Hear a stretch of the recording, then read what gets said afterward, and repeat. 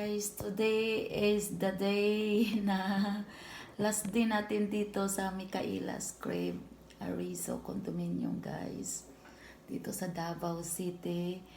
So, back to normal tayo bukas. Bacolod na tayo. Babalik na tayo sa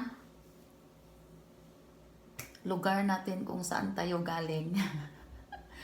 I mean, back to reality na tayo. After na 1 week tayo liwa-liw, namamasyal, nag-travel. So far, masaya, enjoy. Happy memories ang nangyari dito sa Davao. Super ganda. Yung mga pinuntahan namin na lugar, lalo na yung doon sa Cabanico Beach Resort na yan ang pinaka-famous na beach resort dito sa Samal Island. So, kain tayo, guys. Medyo masarap yung breakfast ko kasi last night, no?